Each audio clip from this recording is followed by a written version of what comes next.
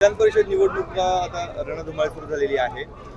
भाजपने जिथे आपण याआधी निवडणूक लढले होतो त्या जागांवर देखील दावा केलेला आहे. आपलं कशी रणनीती असणार आहे? तुम्ही काल मुख्यमंत्र्यांचं स्टेटमेंट ऐकलं नाही वाटतं. मुख्यमंत्री म्हणाले की सगळे तिन्ही पक्षाचे नेते जे आहेत हे बसून चर्चा करतील आणि कुठे कुठे ज्या कोण कुठे लढेल हे त्याच्यावरती जे आहे ते लवकरच चर्चा होऊन त्याच्यावरती आपल्याला माहिती पडेल.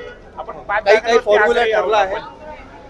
काय फॉर्म्युला ठरलेला नाही. मला वाटतं माननीय मुख्यमंत्री महोदय उपमुख्यमंत्री महोदय बसतील आणि ते ठरवतील की बाबा कुठल्या जागा गेल्या वेळेस कोणी किती जागा लढल्या होत्या, आता किती जागा कोण लढणार आहे बदललेल्या परिस्थितीनुसार.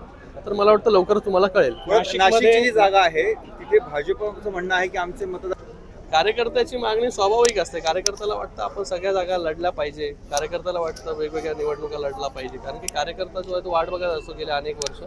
पण महायुतीचं सरकार आहे आणि या सगळ्या निवडणुका ज्या आहेत त्या महायुतीमध्ये लढल्या जातात. आपल्या कार्यकर्त्यांची काय मागणी, आपण जी चर्चा करतात जिल्ह्यामध्ये नाशिक, मी तुम्हाला ते सांगितलं ना, कार्यकर्त्याची मागणी स्वाभाविक असते. प्रत्येक कार्यकर्त्याला त्याचा पक्ष मोठा झाला पाहिजे, त्याच्या पक्षाचा आमदार अजून एक वाढला पाहिजे, हे प्रत्येक कार्यकर्त्याची भावना असते.